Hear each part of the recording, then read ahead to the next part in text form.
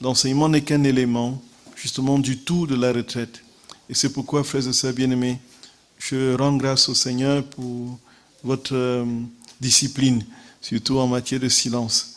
Et je prie, et nous prions que cela continue, et que nous ayons vraiment à la fin de cette retraite, cette conscience et ce sentiment profond du dépôt de la vie de Dieu en nous. Il est vraiment au rendez-vous, et si nous passons à côté, ce ne sera pas de sa faute. Ce sera tout simplement parce que nous n'avons pas mis tous les moyens en œuvre pour qu'il réside en nous.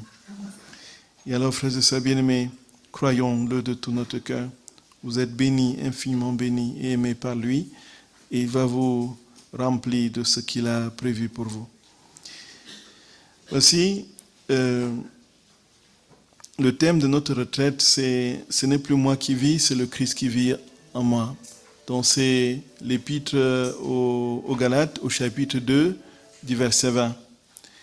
Et le contexte de cette phrase, frères et sœurs bien-aimés, il faut le situer très précisément pour comprendre vraiment ce que le Seigneur veut que nous comprenions de cette vérité, de la transformation de tous nous-mêmes en lui.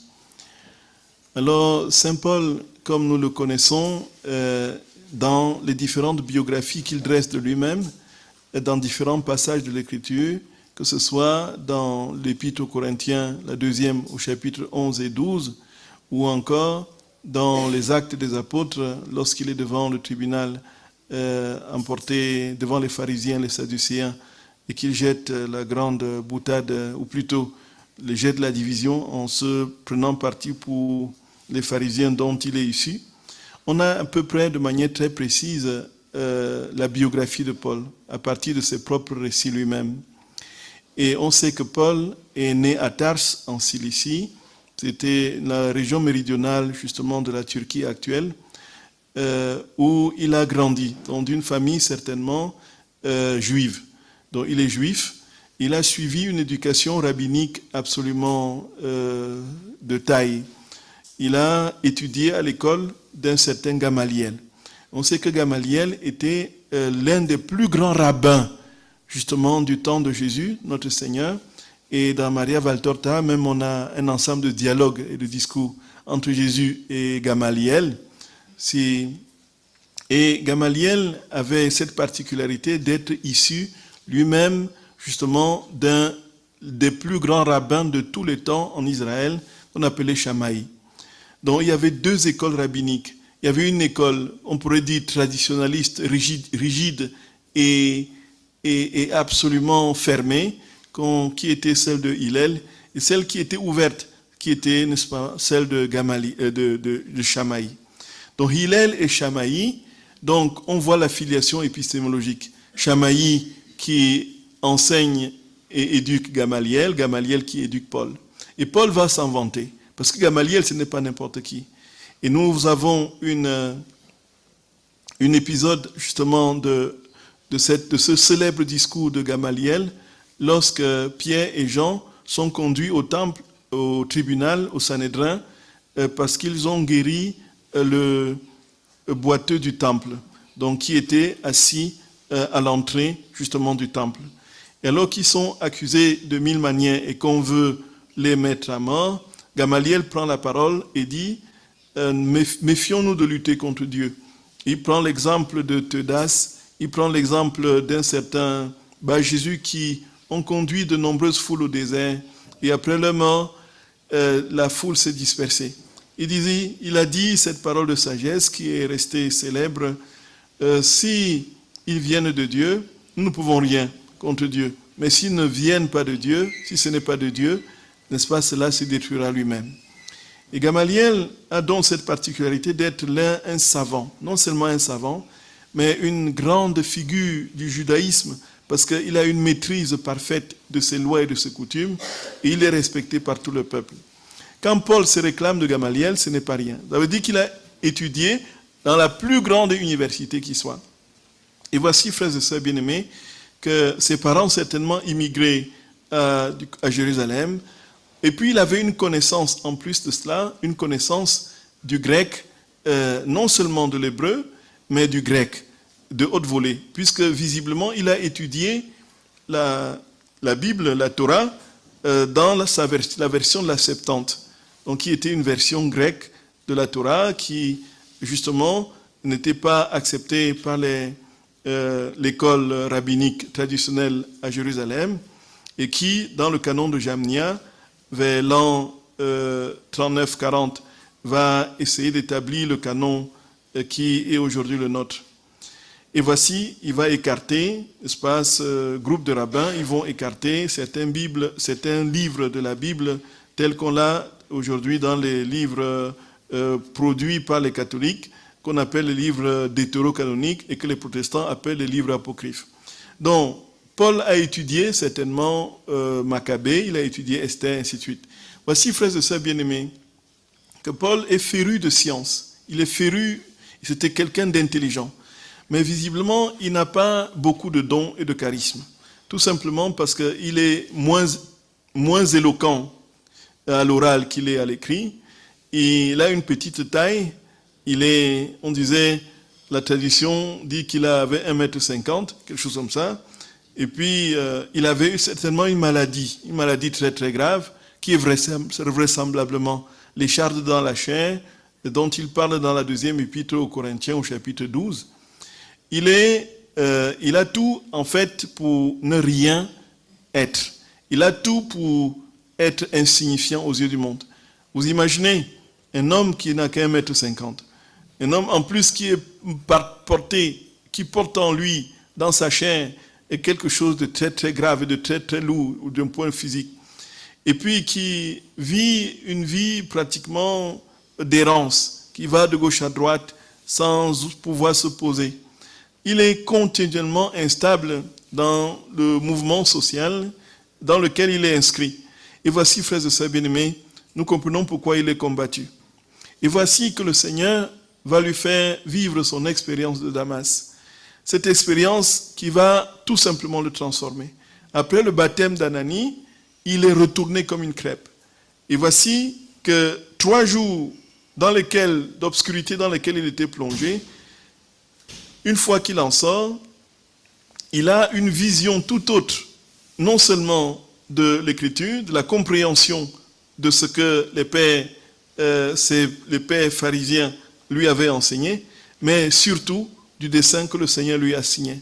Puisque, ayant un zèle absolument mordant pour le Seigneur, il travaillait avec l'aide des grands prêtres du temple de qui il recevait les lettres pour aller arrêter les chrétiens, les emprisonner et il les mettait à mort. Nous voyons bien celui que Jésus choisit, frères et sœurs bien-aimés. Il choisit quelqu'un qui non seulement n'est pas propre aux yeux de la loi, enfin, la loi à lui, puisque aux yeux de la loi juive, il était propre, même s'il faisait mettre les chrétiens, persécuter les chrétiens, c'était avec l'autorisation des grands prêtres. Il choisit quelqu'un d'insignifiant, d'un point de vue physique et limité dans ses capacités physiques. Alors, il choisit quelqu'un qui a une conscience profonde. Qu'est-ce qu'il lui reste? Il lui reste ce désir, ce zèle ardent. Ce zèle ardent de porter la nouvelle du salut aux nations.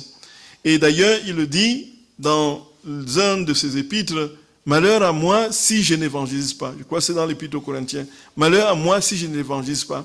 Ce zèle pour l'évangile de notre Seigneur a commencé déjà quand il était pharisien. Et donc il est citoyen romain en plus. Cela veut dire qu'il était d'un milieu aisé. Il a eu certainement une éducation très très solide de tout l'appareillage juridique romain. Il a donc en plus de cela été d'une manière spéciale forgé il a appris un métier manuel, puisqu'il est dit dans les Actes des Apôtres qu'avec Aquila et Priscille, n'est-ce pas, il était constructeur de tentes. Il fabriquait des tentes et il en vivait. Et donc, voilà à peu près qui est Paul. Et qu'est-ce qui se passe pour qu'il dise cette phrase-ci, qui est le thème de notre retraite? Paul, une fois qu'il a été renversé sur la route de Damas, il entre dans une pleine compréhension de la mission que le Seigneur lui assigne, dans la vérité de l'Évangile, et il comprend de manière absolument lumineuse toute la loi, celle-là qu'il a défendue à corps et à cri au point de mettre des chrétiens en prison. Paul est dans une nouvelle posture. Les écailles sont tombées de ses yeux. Il voit les choses désormais comme Dieu voit. Il voit le monde comme Dieu voit. Et comment Dieu voit le monde? Il voit le monde comme étant tout à lui. Dieu voit le monde et tous les pécheurs comme étant ses enfants appelés à la conversion. Alors il n'y a plus de parcimonie, il n'y a plus de cloison entre ceux qui sont juifs et ceux qui sont du monde des gentils, ceux qu'on appelle les païens, puisque tous ceux qui ne sont pas juifs dans la religion juive sont considérés comme païens. Et en plus de cela, frères et sœurs d'amour, il y a dans cette rigueur de l'observance de la loi juive, interdiction de manger avec justement les non-juifs, avec les païens. Alors si on mange avec les non-juifs, on se souille. On est dans une... il faut encore du temps pour se purifier avant d'espérer rentrer et intégrer la communauté. Et voici que nous connaissons la vision de Saint Pierre, de Corneille, de Pierre à Joppé, dans les Actes des Apôtres au chapitre 11. Lorsque Pierre voit, n'est-ce pas, descendre du ciel une nappe avec des animaux interdits et qu'on ne peut pas manger. Et puis, il entend une voix qui dit tue et mange. Il dit, mais je n'ai jamais rien mangé d'impur dans ma vie. Alors il tue et mange. Et voilà qu'une fois que la vision est terminée, voici qu'on sonne à la porte et c'est Corneille qui a envoyé un des délégués pour l'amener dans sa maison. Et c'est alors qu'il va assister au grand miracle, l'effusion du Saint-Esprit dans toute la maison de Corneille, alors qu'ils ne sont pas encore baptisés. Et c'est seulement après avoir vu que le Saint-Esprit descend de manière avec toute puissance, que Pierre va les baptiser. Pierre est donc dans cette posture, frères et sœurs d'amour, d'une véritable conversion dans sa mentalité. Et il comprend que désormais, il ne peut plus considérer les autres, ceux qui ne croient pas en la loi de Moïse comme étant impurs, puisque le rêve, c'est le sens du rêve, mais il va se mettre dans une, il va s'habituer à vivre avec les païens et donc enfreindre la loi de Moïse quelque part qui interdit, n'est-ce pas, les cohabitations avec les païens. Et c'est dans ce contexte justement qu'en Galatie, chez les Galates, Pierre est avec les païens. Il mange, il boit, il n'y a aucun problème. Et voici que les disciples de Jacques viennent, Jacques que nous fêtons aujourd'hui, viennent de Jérusalem. Et voici qu'est-ce qui se passe. Ils rendent visite à ces communautés chrétiennes qui ont accepté et embrassé la foi et qui, justement, sont libres de toute observance mosaïque. Il faut dire donc qu'il y avait les judéo-chrétiens, ceux qui venaient du judaïsme et qui, en plus de leur adhésion au Christ, observaient rigoureusement les lois, n'est-ce pas, de Moïse, dont faisait partie Jacques. Et puis, il y avait Paul, qui lui, maintenant, avait compris le message. Et Pierre, lorsqu'il était là, avait une très, très grande liberté.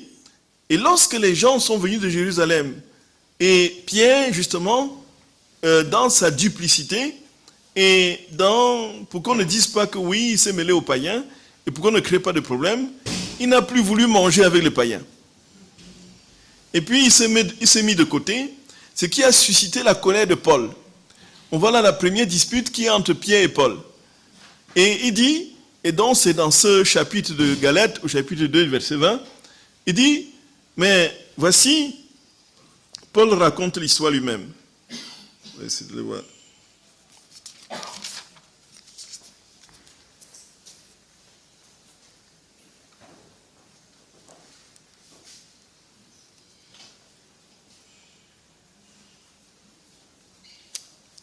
Mais lorsque Képha vint à Antioche, c'était à Antioche, en Syrie, je me suis opposé à lui ouvertement, car il s'était mis dans son tort. En effet, avant que soient venus les gens de l'entourage de Jacques, il prenait ses repas avec les païens. Mais après leur arrivée, il se mit à se dérober et se tint à l'écart, par crainte des circoncis. Et les autres Juifs entraient dans son jeu, de sorte que Barnabas, lui-même fut entraîné dans leur duplicité.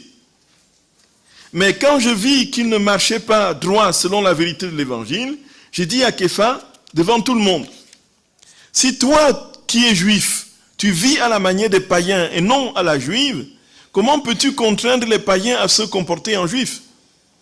Nous sommes, nous, des juifs de naissance et non pas des païens, ces pécheurs. Nous savons cependant que l'homme n'est pas justifié par les œuvres de la loi, mais seulement par la foi en Jésus-Christ. Nous avons cru, nous aussi, en Jésus-Christ, afin d'être justifiés par la foi en Christ, et non par les œuvres de la loi, parce que par les œuvres de la loi, personne ne sera justifié. Mais si en cherchant à être justifiés en Christ, nous avons été trouvés pécheurs nous aussi, Christ serait-il ministre du péché? Certes non. En effet, si je rebâtis ce que j'ai détruit, c'est moi qui me constitue transgresseur. Car moi, c'est pas la loi que je suis mort à la loi, afin de vivre pour Dieu. Avec le Christ, je suis un crucifié. Je vis, ce n'est plus moi qui vis, c'est le Christ qui vit en moi. Car ma vie présente dans la chair, je la vis dans la foi au Fils de Dieu, qui m'a aimé et s'est livré pour moi. Donc nous avons compris le contexte dans lequel Paul dit cette phrase célèbre, qui est restée l'une des plus grandes phrases qu'il ait prononcées et qui rentre en justification de cette vie dans la divine volonté. Alors qu'est-ce qui se passe ici, frères et sœurs d'amour? Paul dit très clairement à Pierre que toi, comment peux-tu, toi qui te dérobes soudainement, lorsque tu vois tes frères venus de Jérusalem, comment peux-tu pouvoir témoigner véritablement de ce message du Christ lorsque tu joues aux dupes, lorsque tu feins d'être ce que tu n'es pas, ou tu feins de n'être pas ce que tu es? Comment peux-tu jouer ce double jeu et prétendre amener les gens au Christ? En fait, je suis mort à la loi. Sais-tu que ce n'est plus la loi qui peut te justifier, mais c'est la foi en Jésus. C'est la foi en Jésus, la justification par la foi. Et alors la foi, comme dit l'Épître aux Hébreux au chapitre 11, c'est la ferme assurance des choses qu'on espère et la démonstration de celles qu'on ne voit pas. Tu es désormais inscrit dans la logique de la foi et non plus de la loi. Et c'est la foi en Jésus qui te sauve. Car dit Saint Paul, c'est pas la loi, je suis mort, pas la loi, je suis mort à la loi. En fait, Jésus, il veut tout simplement dire, la pensée de Paul est ici un tout petit peu obscure, mais ce qu'il veut dire, c'est tout simplement que la loi a tué Jésus. Sur le fondement de la loi, on a mis Jésus à mort, et par la mort de Jésus, il a été justifié. Voilà. Il est mort à la loi pour désormais vivre par la foi. Et alors, il dit, puisque je suis mort à la loi et que je vis par la foi en Jésus, ce n'est plus moi qui vis, c'est le Christ qui vit en moi. Car ma vie présente dans la chair, je la vis dans la foi au Fils de Dieu qui m'a aimé et s'est livré pour moi. Nous voyons bien, frères et sœurs d'amour, nous voyons bien, ici très clairement, Saint Paul dit, ma vie désormais c'est Jésus. Ma vie désormais c'est Jésus. En quelque sorte, j'entre en Jésus. J'entre en lui et je ne peux vivre autrement que par lui. Plus rien ne compte, c'est Jésus. La loi ne compte plus. Désormais c'est Jésus. Et tout, qu'est-ce que trimballe la loi? La loi trimballe certainement un ensemble d'interdits, mais trimballe aussi un ensemble de choses qui aujourd'hui peut constituer justement l'obstacle à la vie de communion avec Dieu. Saint Paul dit très clairement, il n'y a plus d'obstacle entre Jésus et moi. Il n'y a plus l'obstacle, la loi de son permis et de ses interdits. Il n'y a plus l'obstacle de tout ce qui, en fait, régule la volonté humaine. En fait, la loi est là pour dire ce qu'il faut faire et ce qu'il ne faut pas faire, tout simplement parce que notre tendance naturelle nous pousse à faire tout le contraire de ce qui est prescrit. Or, ça ne compte plus la loi. Désormais, tout est absorbé. La seule véritable loi, c'est l'adhésion, l'union, la communion, la fusion à notre Seigneur Jésus-Christ. Et ici, frères et sœurs d'amour, Saint Paul le dit, et c'est resté pratiquement ce qui va déterminer notre compréhension de ce que c'est que cette vie dans la divine volonté. La vie dans la divine volonté, c'est la vie de foi, bien sûr, la foi que Jésus prend place en nous, bien sûr, non seulement qu'il prend place en nous, mais qu'il infuse notre vie, qu'il fait de nous un prolongement de sa propre vie, de sorte qu'il n'y ait plus de différence entre lui et nous, de sorte qu'en nous voyons, on le voit, de sorte qu'en le voyant, on nous voit en lui.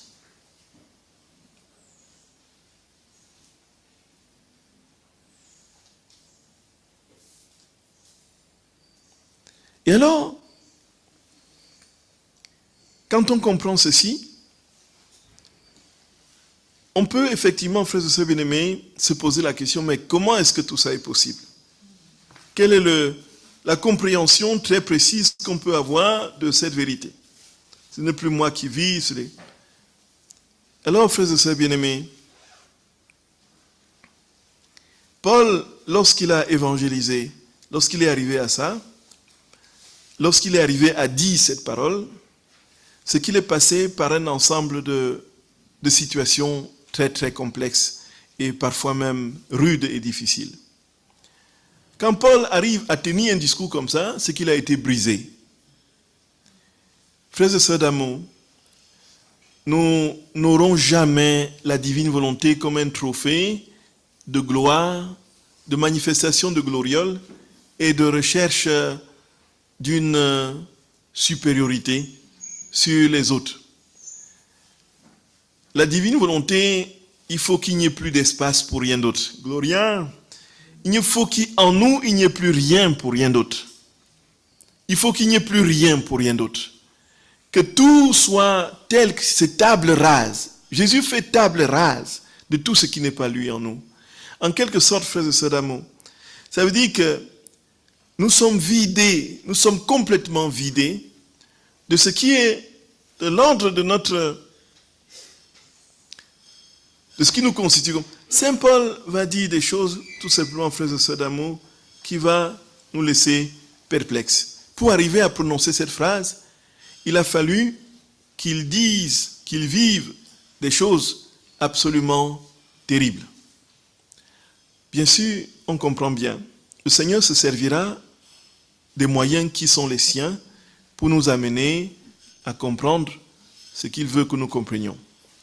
Mes frères et sœurs d'amour, le dénominateur est commun, c'est le même. Jésus ne vous laissera aucun quartier. Il ne laissera aucune miette de quoi que ce soit en vous. Il ne voudra cohabiter avec rien ni personne. Ça, tenons-nous-le pour dit de manière définitive et certaine. Jésus ne voudra cohabiter avec rien ni personne. Rien ni personne. Et il nous dit tout simplement, voici ce que j'ai fait de mon serviteur pour qu'il soit capable de prononcer ces phrases. On le voit justement dans l'Épître aux Corinthiens. Il faut dire, frères et sœurs bien-aimés, que Paul est passé par le moulinex de l'épuration. Voyons bien de la purification. Voyons bien ce qu'il dit dans le célèbre texte de Gloria, gloire à toi Seigneur.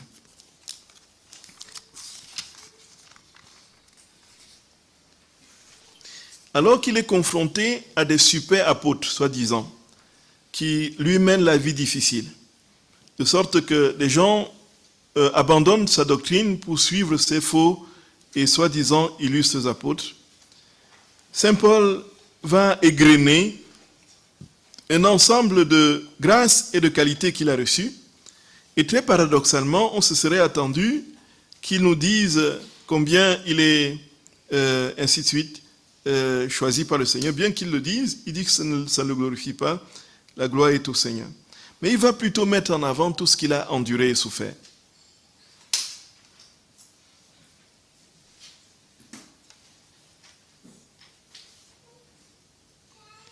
Je le répète, que l'on ne pense pas que je suis fou. Ou bien alors, acceptez-vous que je sois fou, que je puisse moi aussi me vanter un peu. Ce que je veux dire, je ne le dis pas selon le Seigneur, mais comme en pleine folie, dans mon assurance d'avoir de quoi me vanter. Puisque beaucoup se vantent de leurs avantages humains, moi aussi je me vanterai. Volontiers, vous supportez les gens qui perdent la raison. Vous qui êtes raisonnables. Vous supportez qu'on vous asservisse, qu'on vous dévore, qu'on vous dépouille, qu'on le prenne de haut, qu'on vous frappe au visage. Je le dis à votre honte, comme si nous avions été faibles. Ce qu'on ose dire, je parle comme un fou, je l'ose moi aussi. Ils sont hébreux, moi aussi. Israélites, moi aussi. La descendance d'Abraham, moi aussi. Ministre du Christ, je vais vous dire une folie. Moi, bien plus. Écoutons la folie de Paul. Frères et sœurs bien-aimés, ce n'est pas ce à quoi nous nous attendons.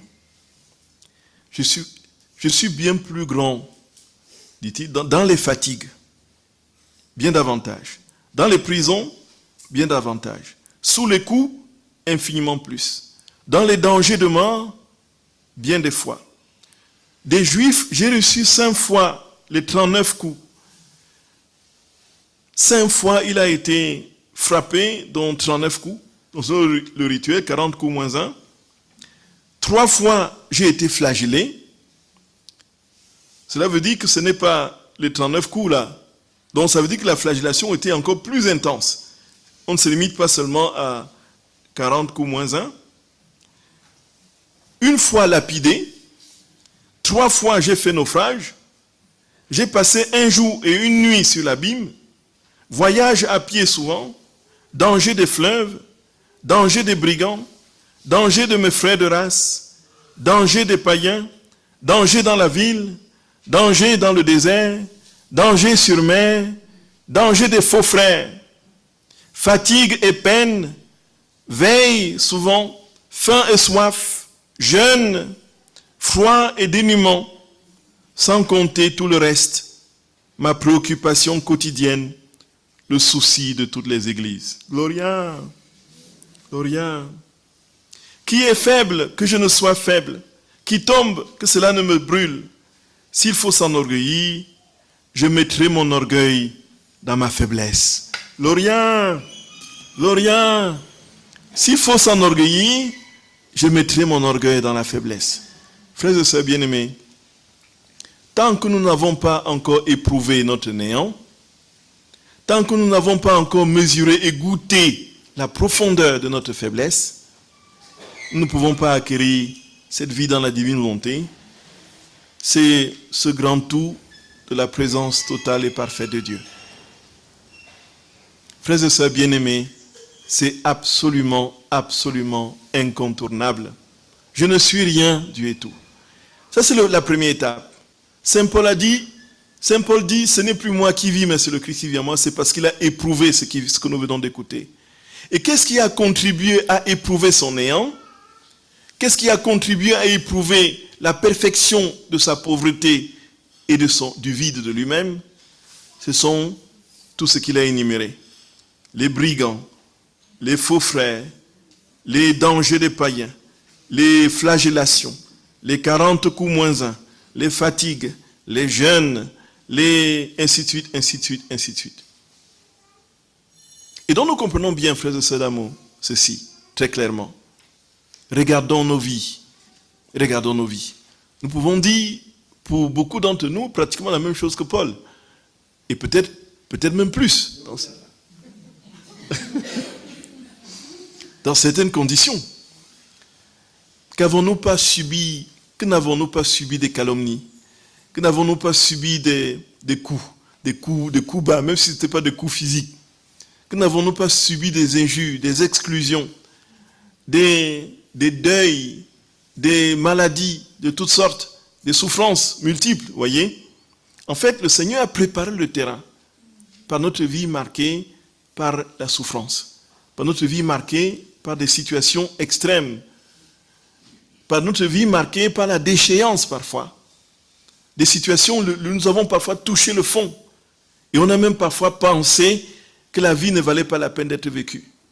Et on est entré dans une posture de découragement, de désespoir, les déprimes, les dépressions.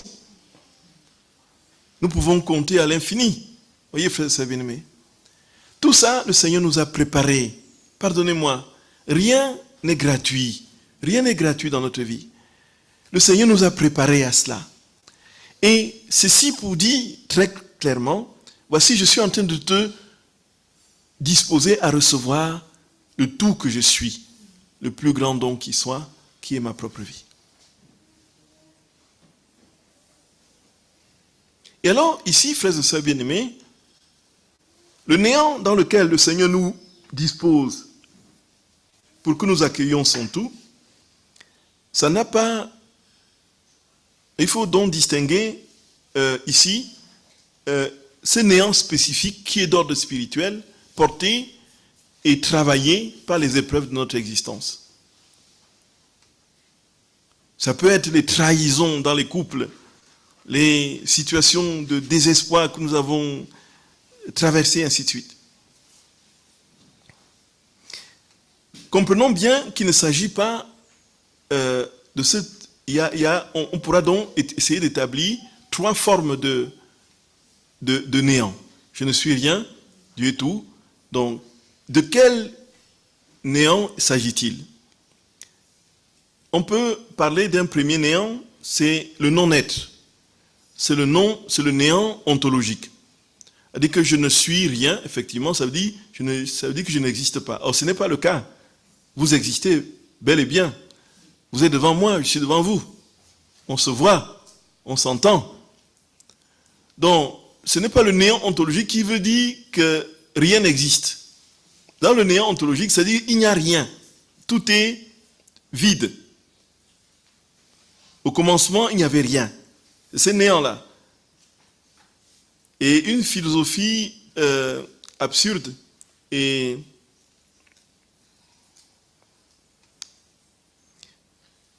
veut penser, existentialiste athée, veut penser que nous venons de rien et que nous disparaissons dans le rien, dans le néant. Et que le seul moment de l'être, c'est le temps de cette vie mortelle. Mais il ne s'agit pas de ce néant. Dieu ne nous détruit pas. Quand il nous dit, voilà, entre dans ton néant et quitte ta volonté, il ne dit pas, n'existe plus. Et même au ciel, nous n'allons pas cesser nous n'allons pas nous fondre en Dieu et disparaître en Dieu comme, n'est-ce pas, un liquide se fond dans un autre liquide. Voyez, nous ne disparaissons pas au ciel. Au ciel, on se reconnaîtra. Vous me reconnaîtrez, je vous reconnaîtrai. Et on n'aura même plus besoin de se présenter parce que je saurai d'où vous êtes, je saurai tout de vous. Vous saurez tout de moi de manière parfaite dans l'amour infini de notre Seigneur.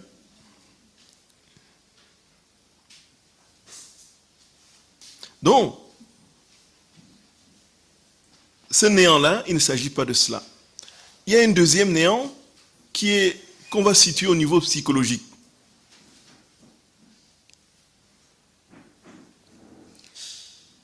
Nous sommes parfois portés par le désespoir, frères et sœurs bien-aimés, des situations difficiles et compliquées que nous avons. Et nous n'avons absolument pas, comment dire, de voie d'issue. Nous entrons dans la dépression. On entre dans 1001 sortes de nuit intérieure. Et puis on broie du noir. On dit, oh, on trimballe, on marche avec des kilos et des kilos sur les épaules. Et puis on dit, je ne suis qu'un ver de terre, je ne ressemble à rien. Oh, je préférerais déjà être près de Dieu. Je préférerais quitter cette terre. Oh, c'est plus fort que moi. Oh, j'en ai marre. Oh. Et on porte la mort sur le visage. Et on devient, frères et sœurs bien-aimés, des ténèbres ambulants. et on distribue la ténèbre autour de nous. Au premier contact, l'autre est déjà contaminé. Lui aussi commence à broyer du noir. Ah oui. On partage la ténèbre. Parce qu'on ne s'en sent pas bien, vous voyez. Et puis on pense, on a des idées suicidaires. Oh. On peut dire, voilà une forme de néant, effectivement, qui est un néant qui est structuré par les épreuves de notre vie, qui ne sont pas assumées et portées à la lumière de la vérité de l'amour de Dieu, de sa miséricorde. C'est un néant psychologique. Et ici, frères et sœurs bien-aimés, Paul se vante d'un autre néant. Le néant dont il se vante ici, c'est que c'est le néant spirituel, on peut dire ça. Le néant, c'est-à-dire que toutes ces épreuves que j'ai traversées, le Seigneur les a traversées avec moi et les a portées et a créé le terrain, le terreau, pour que je reçoive la vie de Dieu. Et désormais, ce n'est plus moi qui vis, c'est Jésus qui vit en moi. Parce qu'il a fait le ménage intérieur. Et donc tout cela a contribué à nous mettre dans des états de profonde humilité et d'accueil pour que Dieu trouve le moyen de prendre toute la place en nous. Frères et sœurs bien-aimés, si vous parcourez votre vie, vous vous rendrez compte que s'il y a des situations que vous n'aviez pas traversées, de l'ordre des difficultés que vous avez eu à vivre, vous ne seriez peut-être pas là aujourd'hui. Vous voyez? Vous seriez peut-être dans votre, je sais pas, dans votre limousine, à la 3e ou 4e maison secondaire, je sais pas quoi, à Saint-Tropez, ou un truc comme ça, en train de siroter le champagne et le caviar, manger le caviar, un truc, et avoir la vie avec les lunettes de plaisir. Si vous aviez toujours réussi brillamment, vous voyez tout ce que vous faisiez, tout ça, avoir des compliments, des congratulations, des gens qui vous portaient au nu, vous penseriez que vous êtes le maître du monde et que tous doivent constituer le tapis rouge sur lequel vous allez marcher. Voyons, toutes les épreuves de notre vie, si on ne les avait pas eues, je peux vous assurer que le monde, parfois, le monde serait, nous chrétiens, nous serions infernaux. Déjà, même avec ces épreuves, nous ne sommes pas déjà pas mal.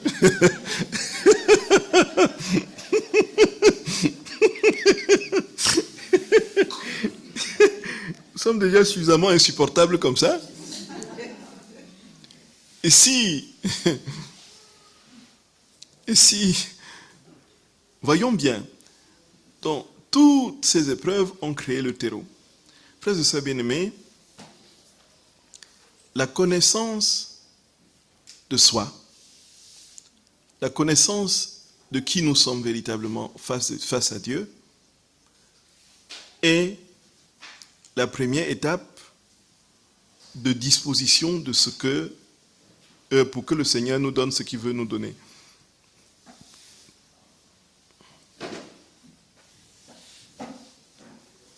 Et la connaissance de soi, c'est cette conscience profonde que nous ne sommes rien face à celui qui est tout et que nous ne pouvons rien sans lui. Sans moi, vous ne pouvez rien faire. Jean 15, verset 5.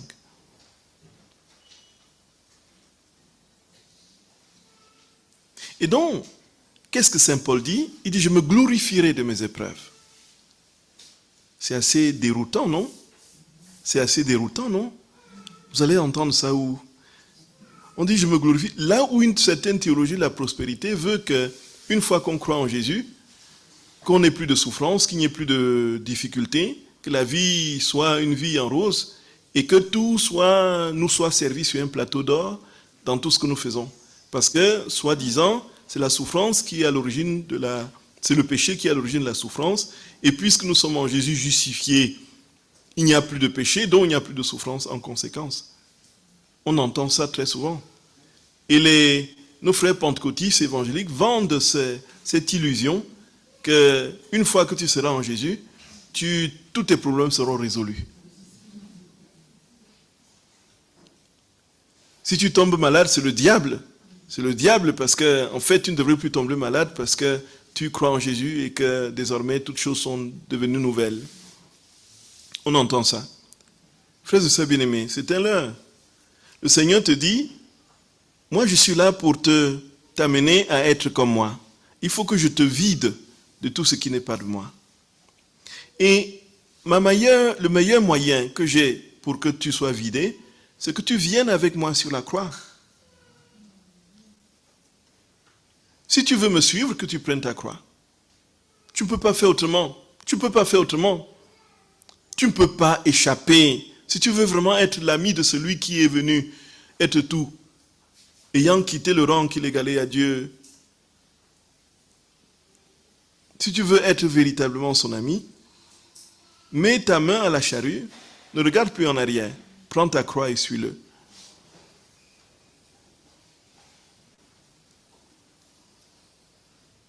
Frères et sœurs bien-aimés, ça c'est la première étape, reconnaître son néant.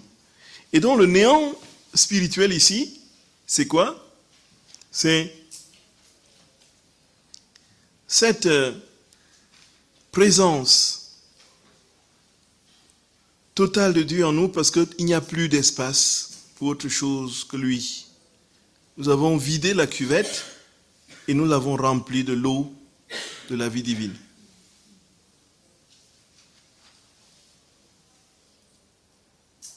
Et c'est pourquoi on a ces phrases déroutantes chez saint Paul.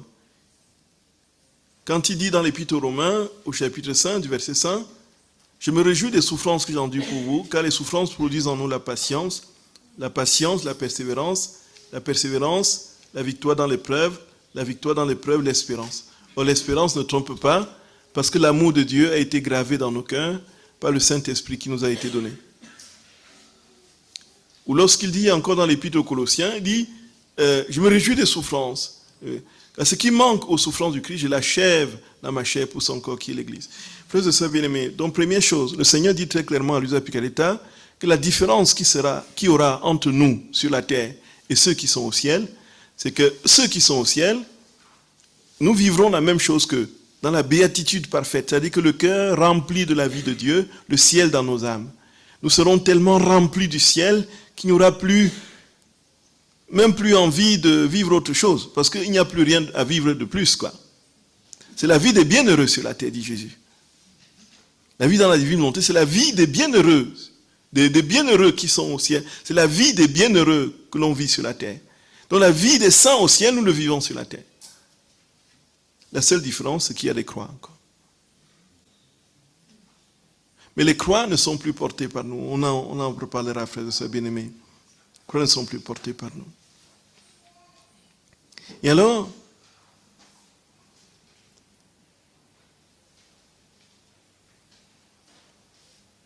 le Seigneur tout simplement dit, voici donc que je te demande de faire le vide. Faire le vide. Et alors très concrètement, comment ça se passe? Frères et sœurs bien-aimés, qu'est-ce qui empêche Dieu de prendre toute la place en nous? Il y a d'abord, naturellement, le péché.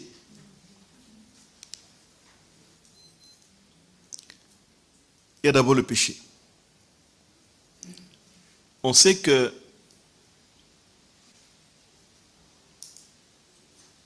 le péché, c'est le plus grand obstacle. Alors maintenant, comment faire pour nous libérer du péché? Nous avons comme catholiques une grâce exceptionnelle que nos autres frères chrétiens n'ont pas. Cette grâce du sacrement de réconciliation. Frères et sœurs bien-aimés, il s'agit vraiment d'aller dans une lutte contre le péché vraiment de manière vigilante, de manière constante. C'est-à-dire être dans une posture de bombardement ininterrompu du péché. C'est-à-dire que vous êtes en guerre. Nous sommes en guerre contre le mal, le péché.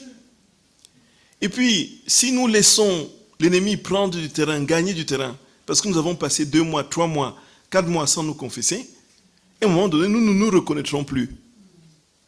Il y aura en nous un changement d'humeur constant. Nous allons nous rendre compte que nous sommes, dans les moindres petits trucs, nous tombons. Et puis, notre vie est incapable de recevoir la vie de Dieu. Frères et sœurs bien-aimés, la vie dans la divine volonté n'est pas une théorie. Appliquons ce que Jésus dit et nous allons voir très concrètement comment ça va changer dans notre vie. Et nous sommes dans une retraite pour essayer de voir comment, vraiment, concrètement, avoir toutes les bases pour voir notre vie être celle du ciel sur la terre. Qu'est-ce qui empêche Dieu de vivre en nous? Le péché. Alors maintenant, je peux me poser la question, quel est mon rythme de confession? Quel est mon rythme pour le sacrement de réconciliation? Est-ce que j'attends 1 fois par an pour aller me confesser?